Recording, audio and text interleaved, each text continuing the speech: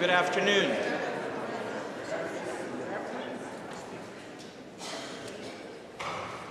On behalf of First Presbyterian Church of Columbus, Indiana, I want to welcome all of you to this year's William R. Laws Peacemaking Lecture featuring former U.S. Senator Richard G. Lugar. We are delighted that you are here today, and Senator, it's our honor that you join us and lead us today. Today is actually the 25th anniversary of this lecture series. Has been an important way in which First Presbyterian Church has reached out to its community. The lectures were initially made possible by the generosity of the family and friends of William R. Laws, who was pastor of this congregation for nearly 30 years. His dedication to and his passion for social justice and peacemaking made this series a special avenue in his honor to reflect on timely subjects and to be challenged to act locally and globally. The ongoing support for this lecture series is made possible by the continuing commitment of this congregation and by your generosity. Your presence is a witness to your interest in conversations of this caliber, and so you have an opportunity to support the William R. Laws Peacemaking Lecture series today. We encourage you to use the envelopes that we have provided in your program. And if you would make a donation, whether you take time to drop it off on a basket on your way out of the sanctuary today, or whether you mail it in, we would be most appreciative. I hope you also notice that there is a 3x5 card inside your program. We are inviting you, as you listen to the presentation by the Senator, to write down a question you would like to ask the Senator. And when he finishes his prepared remarks, ushers will come through the congregation to gather your questions. I will receive them, I will organize them, and then I will pose those questions to Senator Lugar. We will keep the program to an hour, after which we invite you to join us in a reception in a room immediately behind the sanctuary. It is graciously hosted by the Columbus Food Co-op, and we are grateful for their generosity. The Senator will join us for a little bit while we are in the reception time, so you will get an opportunity to greet him personally. It's my honor to introduce Senator Richard Lugar to you. Senator Richard G. Lugar, the fifth generation Hoosier. He served in the U.S. Navy as an intelligence briefer for Admiral Burke, Chief of Naval Operations. And on this Veterans Day, we thank you, Senator, for your service to this country and to the world. In the late 60s and 70s, the Senator served as mayor of the city of Indianapolis for 2 terms.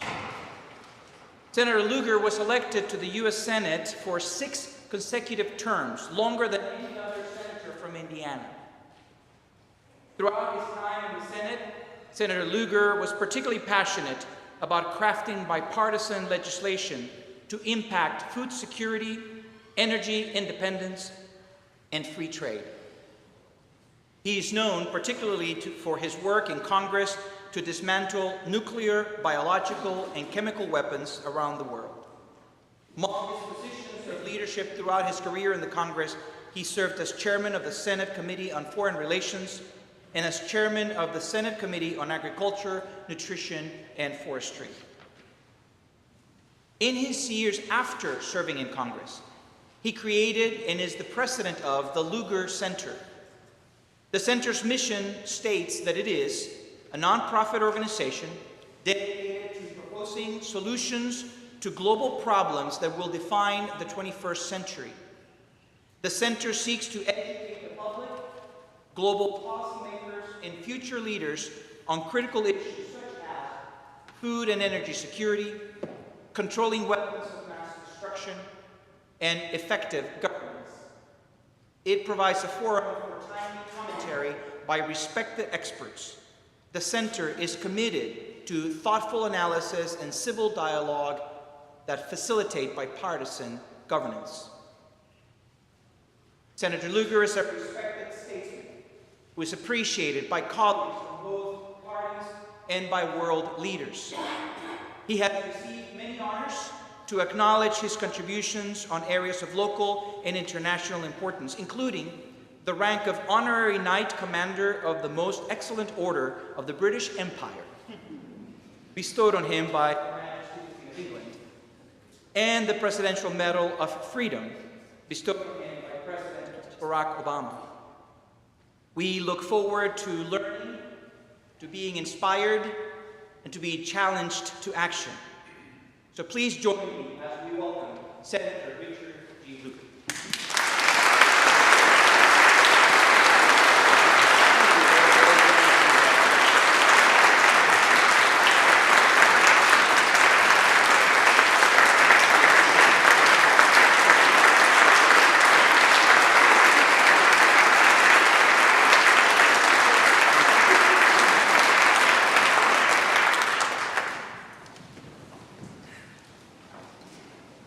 Pastor Martinez, thank you very much for that generous introduction and the warmth with which you have greeted me today at this magnificent church with such a rich heritage.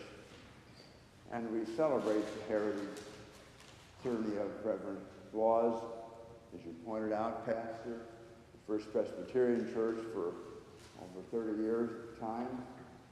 I'm honored to be asked to give the Laws lecture, and once again, be in Columbus, Indiana, where I've spent many wonderful experiences throughout the period of time I had served as mayor and as senator from Indiana. I have many good friends in Columbus, and I suspect many here today, and look forward to greeting you following this lecture. I thank President Martinez not only for his generous introduction to this congregation, but for the enthusiasm with which he is helping launch these remarks. I'm excited the organizers of the event asked me to talk about global food security as an essential element of a stable, peaceful world. I admit to a preoccupation with the problems of global hunger. As a past chairman of both the Senate Agriculture Committee and the Senate Foreign Relations Committee, a long-standing goal of mine was to develop and pass legislation authorizing a comprehensive program to advance global food security. The culmination of these efforts was the so-called Lugar-Casey Global Food Security Bill of 2009. Lugar-Casey did not become law immediately, but the bill and the reports on which it was based helped stimulate debate and establish principles that were important to the foundation of Feed the Future program under President Obama. Upon leaving the Senate in 2013, I wanted to continue my efforts to advance global development and food security. I joined with some talented individuals who had worked with me in the Senate to establish the Lugar Center, which is devoted to advancing non-proliferation, bipartisan governance, foreign assistance effectiveness, and indeed global food security. One of the proudest moments of the last several years was the signing of the Global Food Security Act in July of 2016. This bill contained many elements of the original bill that Senator Bob Casey and I had introduced. The Lugar Center was one of the outside advocates that worked to inform the legislative process and help pass the bill. Although it does not solve the global food security problems, it places U.S. efforts on a much more secure footing heading into the critical decades to come. My own interest in food security began about 45 miles from here on a 604-acre farm in Indiana, which my father, Marvin Lugar, bought in the 1930s. I still manage that farm, which is inside the city limits now of Indianapolis. Each year we plant roughly 200 acres of corn, 200 acres of soybeans to go with our acreage of black walnut trees. Our chances of a bumper crop year to year are excellent, given the astounding array of technologies that our farm and most of American agriculture uses to maximize yield and to protect the environment. Our farm is benefiting from genetically engineered seed, advancements in soil analysis, GPS mapping of the land, sophisticated weather forecasting, and numerous other technologies. In past years, we have produced corn yields of more than 190 bushels per acre. This is roughly a four-fold increase from the yields my family experienced on the same land when I was a boy. At that time, my dad was pleased when we achieved even 50 bushels to the acre. I relate this personal experience to underscore that agricultural science is capable of delivering miraculous results. Humanity currently possesses the technologies necessary to grow, store, distribute, and market a safe and nutritious supply of food.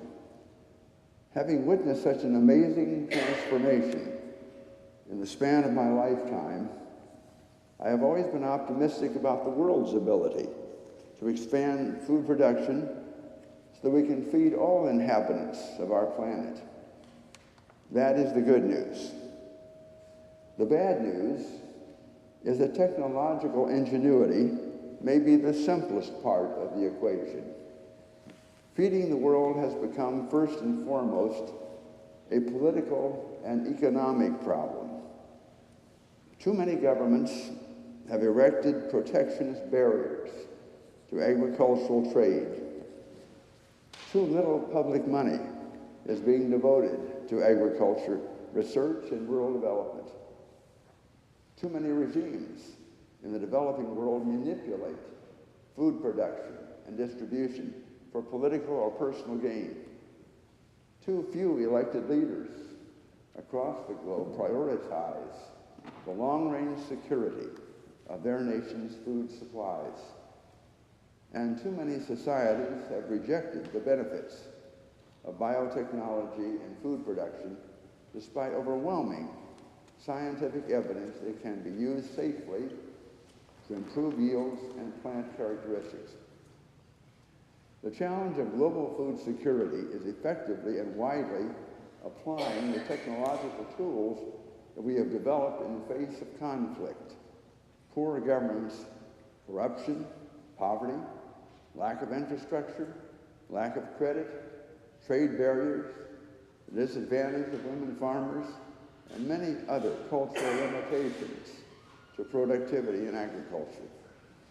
Or to put it another way, how do we ensure that a farmer in Africa or Asia has the same opportunity to quadruple yields that the Lugar family farm had? And if we can improve harvests, how do we ensure the political and economic conditions that will convert higher yields into a declining hunger? The consequence of failing to achieve a solution to those questions are very severe, both for those who are threatened directly with starvation and hunger, and those of us who hope to live in a world with less conflict and more stability and prosperity. The United Nations estimates that roughly 800 million people globally, more than 10% of the world's population, suffer from chronic hunger. Almost a quarter of Africans experience chronic hunger or worse. Up to 21,000 people die each day from malnutrition-related causes. Prolonged malnutrition in children results in permanent stunting and cognitive impairment.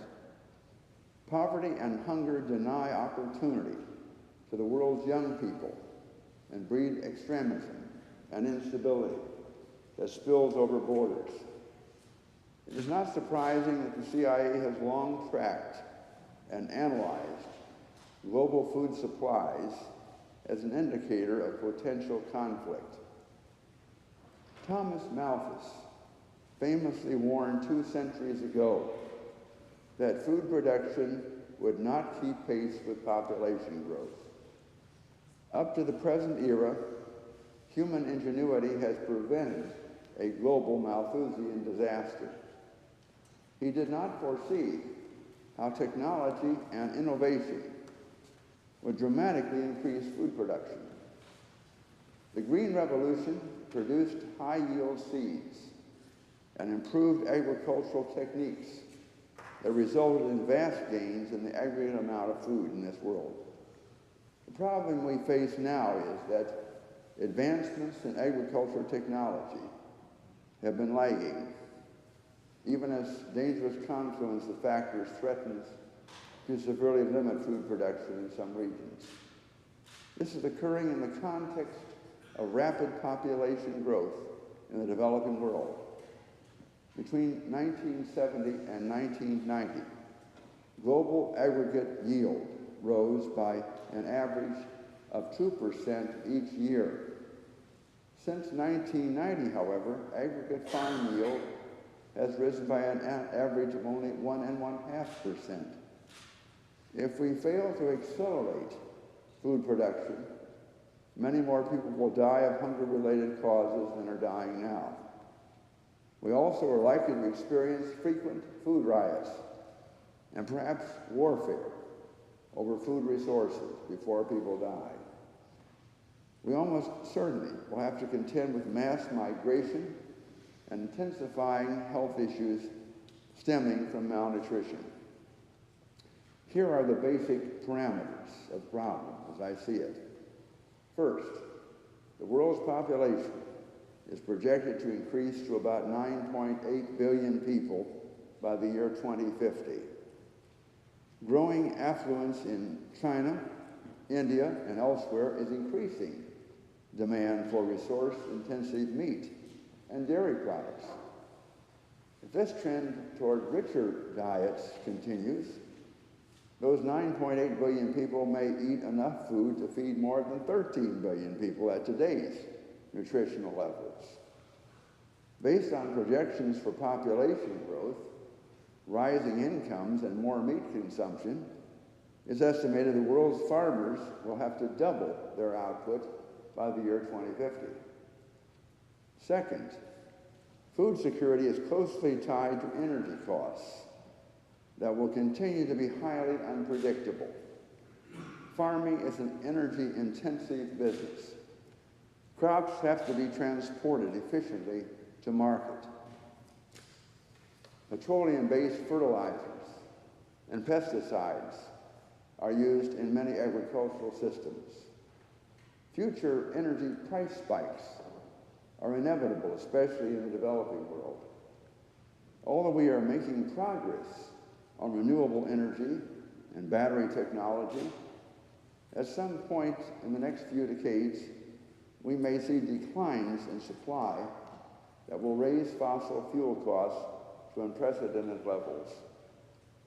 Third, water security and water scarcity is projected to increase in coming decades in response to population growth, urbanization, and land use pressures. According to UNESCO, 1.8 billion people will live in areas with water scarcity by the year 2025. The upshot is that we can't count on increasing food production through heavier applications of irrigation without incurring high environmental costs. Fourth, these factors are converging at a time when global climate change will challenge farmers on every continent to deal with changing weather patterns, with different agricultural pests and new water conditions. These changes could cut food production in many parts of the globe, especially in the southern hemisphere. It's estimated that a 2 °C increase in global temperature would cut agricultural yields in Africa by as much as 35%. Thus, farmers around the world will be asked to meet the demands of global demographic expansion even as they may be contending with a degrading agricultural environment that significantly depresses yields in some regions. Now, given these conditions, world leaders must understand that over the long term, satisfying global demand for more and better food can be achieved only by increasing yields per acre. Increasing acreage under production will not come close to satisfying the growth in food demand and could have dire environmental consequences. Often this involves cutting down forests or plowing under grasslands, both of which have negative implications for climate change. We must create a deeper understanding of the challenges facing us and rally a global effort behind rapid improvements in agricultural productivity and food security. The complexity of the problem demands that we have a plan that emphasizes efficiency and transparency and leverages our relationships with other countries, institutions, and donor groups.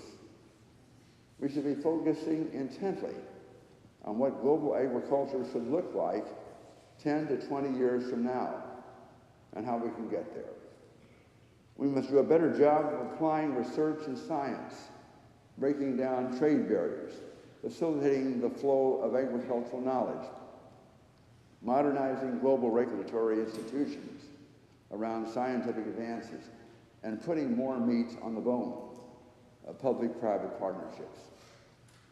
And we will not end chronic hunger without ensuring that women and other smallholders have greater access to technology, to credit extension services, land tenure rights, advanced seeds, and other components that large-scale farmers take for granted.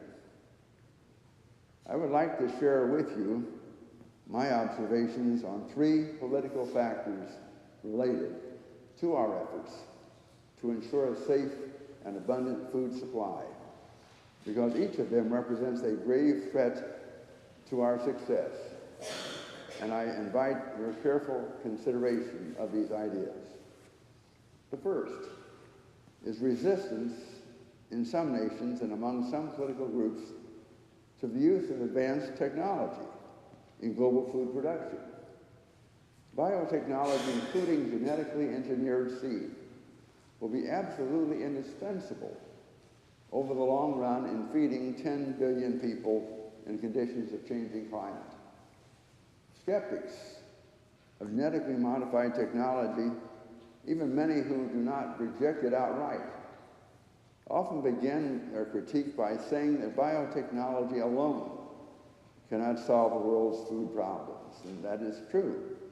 But the rejection of cutting-edge biotechnology will be especially destructive to our quest for food security.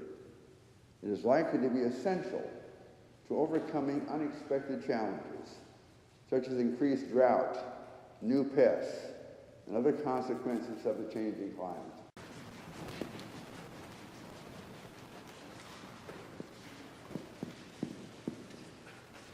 At this point, I would like to invite the ushers to walk through the sanctuary, and if you have a question written on your card, if you could lift your card so that someone able to come by and pick it up.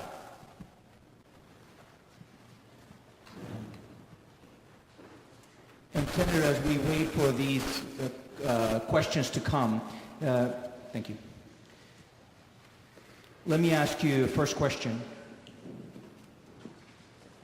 You talk about genetically engineered seeds and crops, and I wonder if you see a downside to these products in as much as they might be they're proprietary products, patented seeds that would then benefit a particular corporation somewhere and make them the sole supplier for these particular seeds to countries around the world. And I wonder if you see a downside to how that might impact native crops, native seeds, and biodiversity in general. Well, I think in fairness, true that there are companies in America that have patents on seeds that they have produced, but we are a very competitive economy. There are many competitors in this area, so that I do not see any company having a monopoly in this regard. And I would just say that there is going to be continuing debate in our scientific community about each of these seeds, and specifically in Europe, about whether the components spread to other fields, affect other areas, and so forth. Already we have a good bit of conversation about that going on. So there are some problems, and I think your question brings those to the fore, but I would just say that on our farm, for example, for many, many years, we've used genetically modified seed, simply because we understand that they offer by far the best chance of higher yields, and work together with the soil situations that we create that are more favorable, the other aspects that most farmers in Indiana utilize. And we would just like to have other countries benefit from that experience. I touched in my remarks on the fact that many Europeans sharply disagree with all of this, to the point that they deny any food supplies that are coming from Africa to Europe. And they would say, we don't want those exports. We are opposed to all of this. And that has influenced a good many African farms, because obviously European market's important to them, and they are in a conflict between the European mood and ours. This question reads, many farmers in developing countries, especially India, face significant economic impacts and even financial ruin because of the high cost of chemical fertilizers and pesticides used in GMO crops. In addition, they must purchase seeds every year instead of saving seeds, as they have been able to do for generations because of contractual obligations imposed by the GMO agribusiness companies like Monsanto and others. As a result, these countries like India have banned GMO crops. Do you see a future scenario where GMO crops might proliferate without crippling cost or multinational corporate control? Well, I believe that there is going to be competition among companies. Monsanto has been mentioned, and this is certainly a big producer, but they're not unique in that respect. I think that the problem that's illustrated by the question is that in India, for example, and many other countries, farmers did, in their harvest, keep some of the harvest as seed for the next year. This has been their tradition.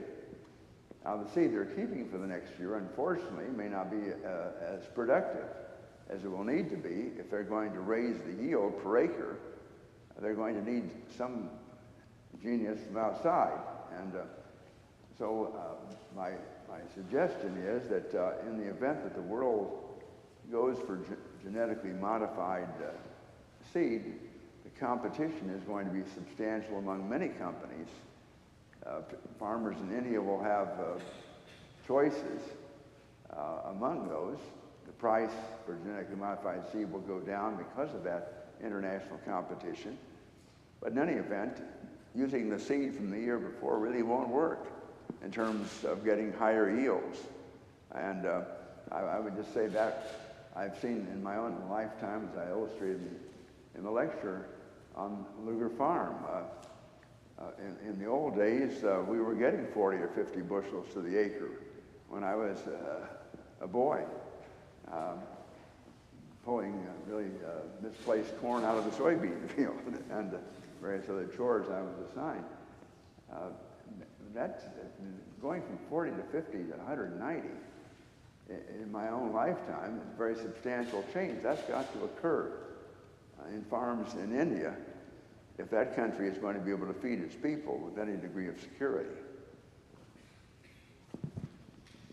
Do you think that population planning and control is helpful in relieving demand for food? I don't know whether that is going to make a difference one way or another. To be truthful, I would just say that that's an area really beyond my scope today in this particular lecture.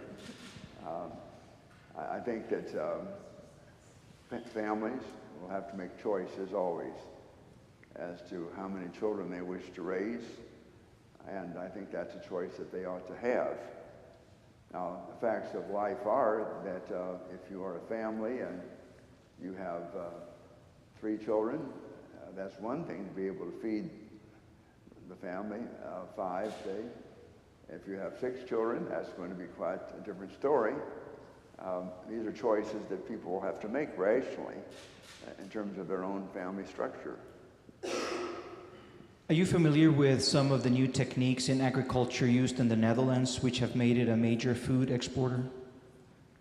I'm not as acquainted as I would like to be. I've heard that they have had some breakthroughs, and I applaud that. What can we do to get Congress to act on climate change?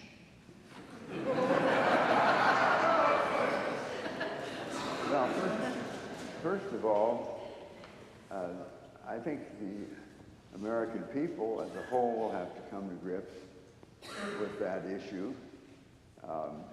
I've cited the fact that the President has renounced the Paris Agreement, although every other nation has stayed with it. My guess is that we're going to be back to the Paris Agreement at some point or something very close to that, because we will want to offer leadership in that particular area. And we're on this planet with all the rest of the folks who are on the planet, and the issues are not going to go away. But for the moment, I think it's an educational experience for all of us to understand what the debate is all about. Why there are man-made sources of CO2 or other situations that appear to be leading toward a heavier heated atmosphere. Now, many will point out that a lot of this is not man-made. A lot may very well be occurring through natural evolution, and that makes the predicament very grave in any event. If we add to that problem, however, the tragedies are going to come sooner. And so I am very much in favor of alternative sources of energy as opposed to reliance on fossil fuels for all of our heating and energy situations. I'm very, very hopeful that we have seen a great deal of progress in Europe. Even the Chinese, understanding the large population they have, the grave predicament ahead, have taken some leadership roles in the battle of climate change. But it's a debate that must occur in our country, and we all need to be much more knowledgeable. And so I'm hopeful that will be a challenge to each one of us. Do you recommend that we as a society move to become more vegetarian and to meet the food needs of the future? Well, I believe that most of the nutrition guidelines that I see call for each one of us to have 3, 4, or 5 servings of fruits and vegetables each day. The suggestion, as a matter of fact, is without in any way undermining any cattle producers that are in the room, or hog producers and so forth, that it's apparent that these foods are not as helpful in terms of maintaining strong circulation, strong hearts, and for that matter, longevity. That the movement clearly has been much more toward a vegetarian diet. Now, I've not adopted a vegetarian diet, although I try to have a very healthy diet and read about it all the time. I would just say that simply we're moving in the direction, I believe, of thinking more about our health and our longevity, and people who are eating in a better, more nutritious way are living longer. Now, I'm encouraged by what appears to be the age of many of us sitting here today. And so that we are all still alive, healthy enough to come to this lecture. So I say more power to you, whatever you're eating. But I'm hopeful that we will be more thoughtful about nutrition. What sort of link is there between food production capability and dictatorships? Well, in the past, some dictators, those who have had fairly absolute control of their countries, have simply starved out people that were in opposition. And it's been easier to handle that rather than shooting all these people or executing them in some other way. This has long been a tool of political oppression, and it's a very cruel way of handling it, but what we're talking about today is at least the background in which we're not really supposing that there will be dictators in all sorts of countries deliberately starving people, but that, as a matter of fact, due to the factors I was mentioning, whether it be water resources, the climate change dilemma, a lack of seed and so forth, that they may not be able to feed all their constituents. This means there's likely to be conflict among people back in the hustings as they fight for the food resources that are there, or it could be conflict which is engineered by the leadership, if it's very cruel, that makes life difficult for the opposition. And the leader doesn't individually kill the constituents he doesn't like, but they die naturally because they don't have enough food. The political will sometimes seems to focus mainly on the short term. How do we get Congress to think more about long-term planning for food and security? We pray for them all.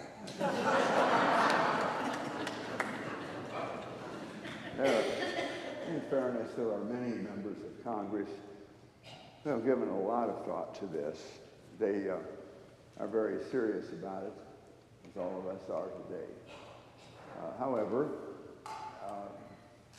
one of the factors of anybody in elective office is that sometimes your longevity may be fairly short if you do not happen to find particular issues that are appealing and that sort of keep your career alive. And some of the things we're talking about today are not particularly popular.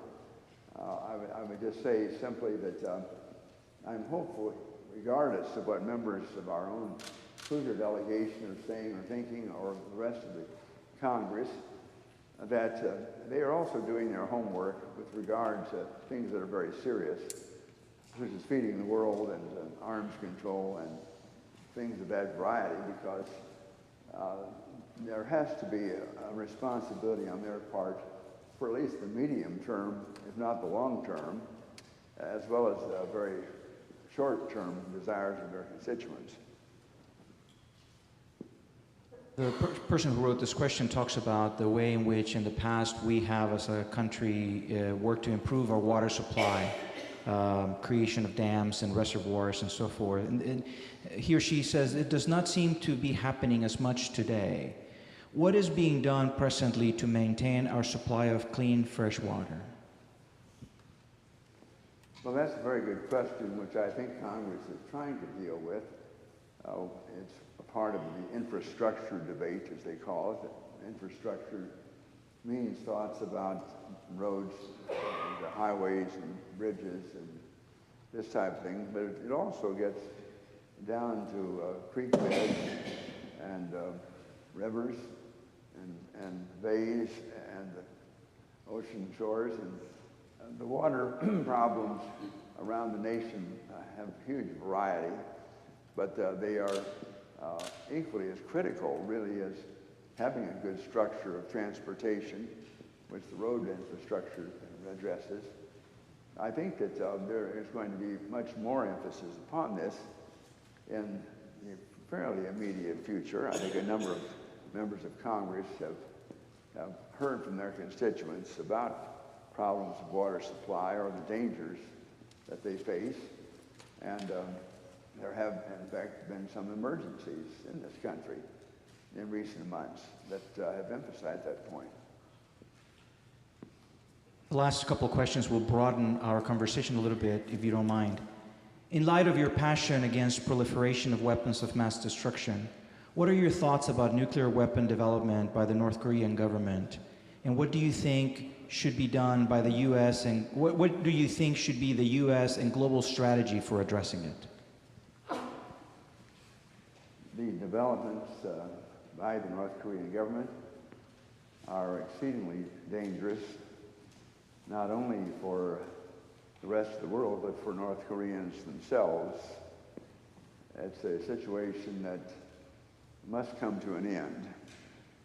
Now, the question will be, what will be the strategy, not only of the United States, but the United States working with perhaps China, Japan, South Korea, Australia, others, that in any way will begin to influence the leader of North Korea to abandon the continual research, quite apart from production of nuclear materials, experiments to gain warheads that would give the missiles greater length in terms of their striking power. This is a potential horror on the horizon. And my prayers are with our President and Secretary of State, Secretary of Defense, and others who are attempting to deal with this problem, but likewise with the leaders of other countries who are even closer to the problem and could be affected much more rapidly than we can. I think the dilemma that we faced at the time that I worked with my colleague and friend Sam Nunn, the senator from Georgia, with the Nunn-Lugar Property Threat Reduction Act, we were very, very fortunate that Sam and I had met Russians in 1986 when President Reagan sent us to Geneva. He was hopeful we were going to have an arms control treaty with the Soviet Union then. It did not work out. A very disappointing year. But Sam and I continued to visit during our travels with Russians that we had met during that period of time. We began to sense the dissolution of the Soviet Union. Ultimately, to cut the story short, in 1991, around a round table, which I still have in my Lugar Center office, a Russian group came to see us and told us, in essence, that the guards that were guarding nuclear weapons aimed at the United States, at our cities and our military installations, might not have any guards. They were deserting. Russia was bankrupt. People were leaving. And I asked them, what do you want from us? And we're going to need a lot of your money. We're going to need scientific help in taking down the missiles and the warheads and so forth. During that period of time, you know, I had been happily serving as mayor of Indianapolis, oblivious of the fact that we were targeted, that there could have been one or two of those warheads that would have leveled the whole city, killed every one of them. The fact that I was oblivious of that doesn't deny the fact that that was the danger. It certainly came home to me when I began to get into this carefully. Now, mercifully, as it turned out, we passed the Nunn-Lugar Act just before the Soviet Union ended, a month before they dissolved. And we spent a lot of time traveling in through Ukraine, Kazakhstan, Belarus, all the places that had these weapons. It was a 20-year project in which I had to get an appropriation every year to keep taking down this mess. We finally took down over 7,500 warheads, any one of which could have annihilated every city of any size in our country, and were aimed at every site, as well as all of our military installations. Now, we're not at that predicament, thank goodness, with North Korea.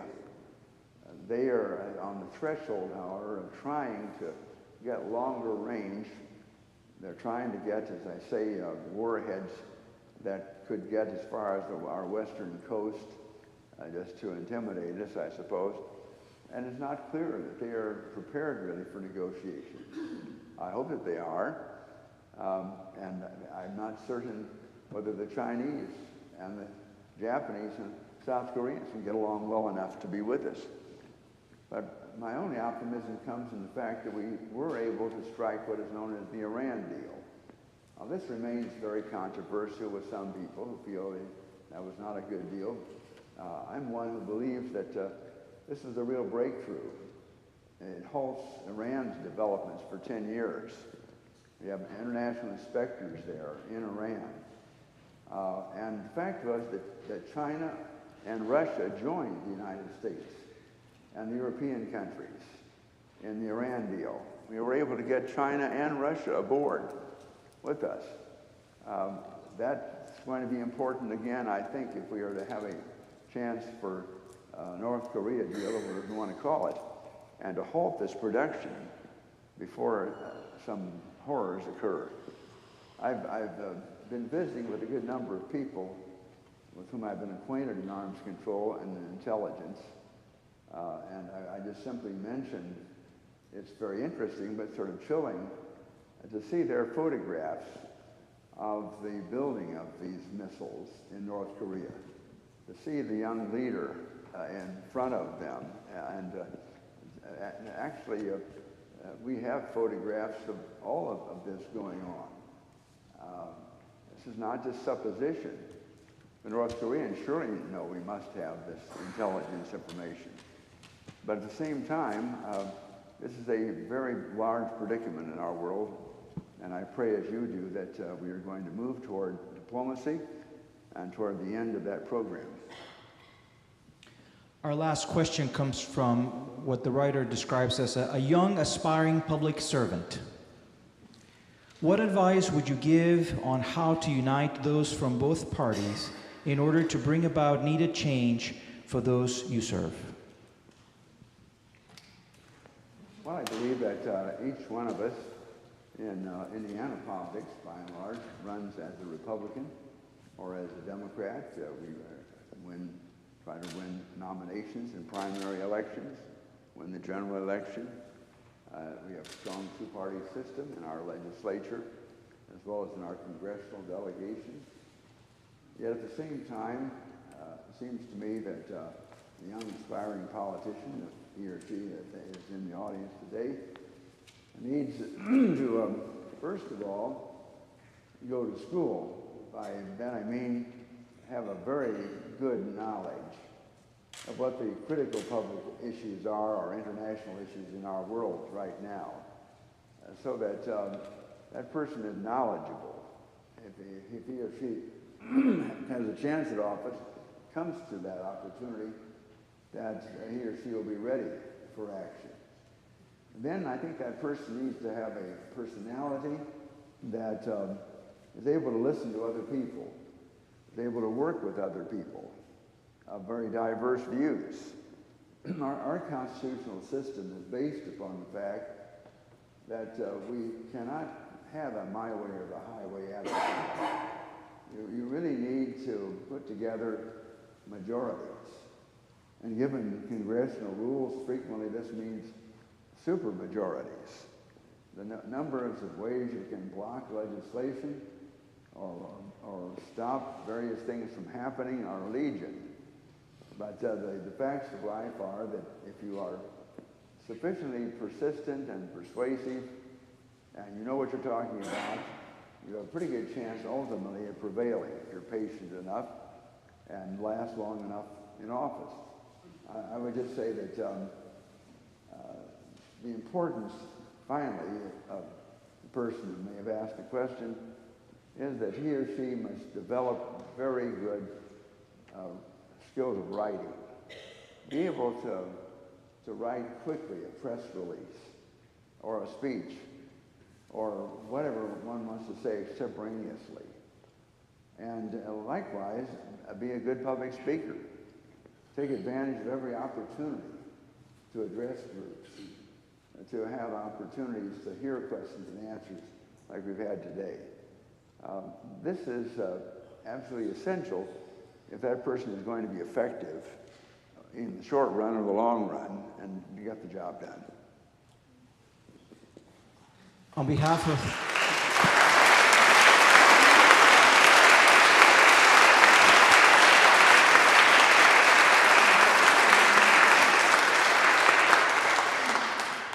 On behalf of all of us gathered here, I want to thank you for the time you've spent preparing for this conversation, your generosity of time and wisdom with us. As we sit here, please remain seated, but as you would find in the red hymnal in the pew, look for number 769. We will sing it together, and then I will invite you to our reception here in a minute.